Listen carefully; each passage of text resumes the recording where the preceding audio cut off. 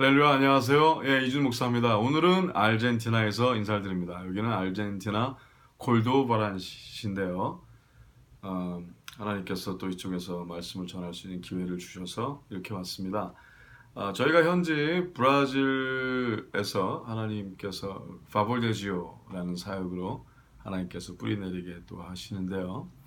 하나님께서 아르헨티나는 이제 차로 올 수 있는 지역이기도 합니다. 브라질에서. 브라질을 통해서 다른 또 12국가를 하나님께서 앞으로 또 사랑하게 하시고 또 복음을 전하게 하실 일이 이루어지고 있는데, 이번에 하나님께서 약속하신 대로 또 정확한 시간에 맞춰서 그 흐름을 우리에게 허락을 하셨습니다. 항상 하나님께서 우리에게 말씀하신 대로 우리의 삶이 예루살렘이 되면 예루살렘과 유대아 사마리아 땅끝까지 하나님의 복음을 임팩트, 영향력 있게 전할 수 있게 하신다는 약속을 우리는 믿습니다. 우리 모두 다 그 하나님의 그 아름다운 약속, 존귀한 약속의 삶을 살게 돼서 땅까지 힘써 하나님의 군사들의 삶을 잘 사시게 되신 여러분과 제가 되시길 예수님으로 축복하며 기도합니다. 오늘 우리가 말씀을 나누고자 하는 것은 열왕기상 19장의 말씀입니다. 다소 짧습니다. 21절의 말씀 가운데 하나님께서 오늘 우리에게 말씀하고자 하시는 것은 하나님의 세밀한 음성을 들을 수 있는 길이 날마다 허락되어 있다는 것입니다. 그러나 그 세밀한 음성은 우리가 생각하는 우리 자신 안에 있는 내면의 음성을 얘기하는 것이 절대 아니라 하나님의 성품을 믿고 하나님을 따라가는 사람들에게 하나님께서 그릇된 영웅주의에 빠지지 않고 하나님과의 깊은 관계 가운데 하나님의 음성을 듣고 사는 그런 아름다운 삶을 하나님은 오늘 우리에게 도전 주시려고 합니다. 우리 말씀을 같이 보면서 오늘 하나님의 마음과 또 우리의 삶을 한번 비교해 보시고 우리의 삶을 하나님의 말씀에 비추어서 온전히 세우시는 하나님의 백성들 되시길 예수님으로 축복하며 도전합니다. 아멘. 같이 들어가도록 하겠습니다. 열왕기상 19장입니다.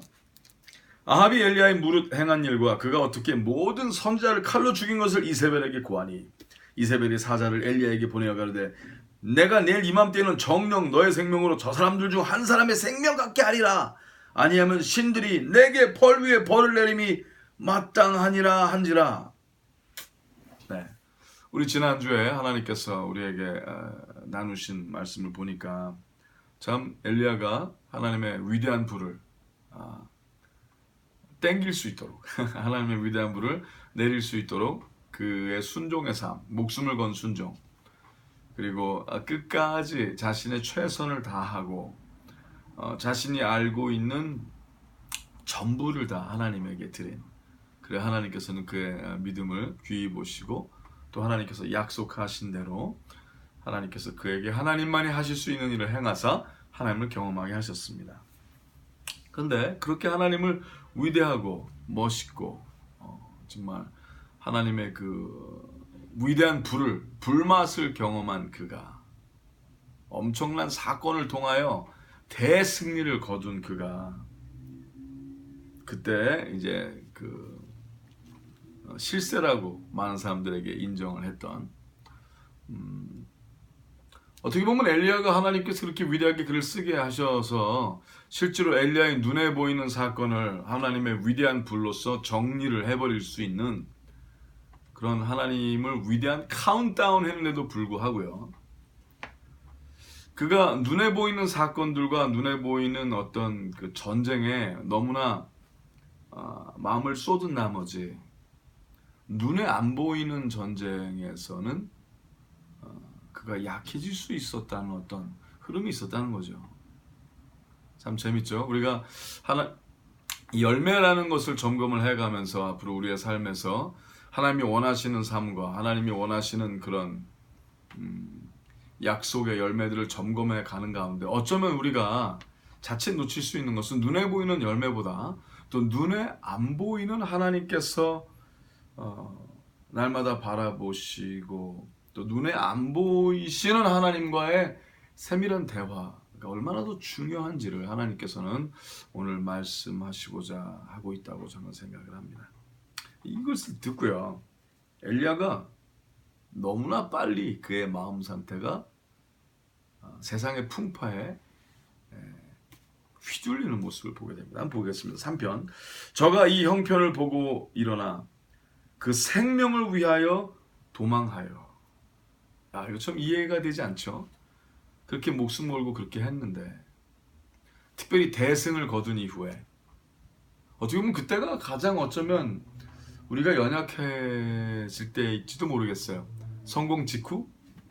아니면 우리가 무엇을 다 이뤘다고 생각했던 어떠한 성취감 이후? 아니면 우리가 그렇게 노력해온 어떤 갖고 싶었던 어떤 꿈과 어떤 그런 것의 꿈의 실현? 근데 그런 것이 결국은 또 다른 그냥 하나님께서 허락하신 시간적인 공백 가운데 그냥 흐름의 일부분에 속하다는 걸 알게 되면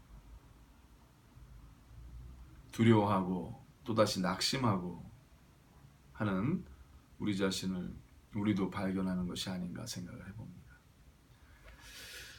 일의 성공이냐 승리냐, 어떤 일을 시원하게 치루었느냐, 성공적으로 대승을 경험했느냐 라기보다도, 그것이 중요하다기보다도 진정으로 중요한 것은 그런 상황과 전혀 상관이 없는, 우주의 폭발음과 굉음에 전혀 상관이 없는 하나님의 통치하심에 항상 그 하나님과, 통치하시는 하나님과 함께 하는 것이 얼마나 중요한 것인가, 그것이 얼마나 큰 승리인가 라고 하나님께서 오늘 우리에게 말씀하시고자 하신다고 저는 믿습니다. 어떤 일을 많은 사람들이 보기에 인정하는 삶의 승리가 있겠지만, 그보다 더 위대한 승리, 하나님의 세밀하신 음성에 항상 귀를 기울이고 어떤 상황에서도 흔들리지 않는 그런 중심의 승리가 항상 여러분과 제 안에 일어나시길 예수의 이름으로 축복하며 기도합니다. 오늘 그 생명을 위하여 도망하여, 참 안타깝죠. 유다에 속한 부엘사바에 이르러 자기의 사환을 그곳에 머물게 하고 스스로 광야에 들어가 하룻길쯤 행하고 한 로뎀나무 아래 앉아서 죽기를 구하여 가로되 여호와여, 넉넉하오니 지금 내 생명을 취하옵소서. 나는 내 열조보다 낫지 못하니이다 하고. 주여, 결국은 본인이 아무것도 아니라는 것을 철저히 알 수밖에 없는 상황으로 다시 내려가야만 했어요.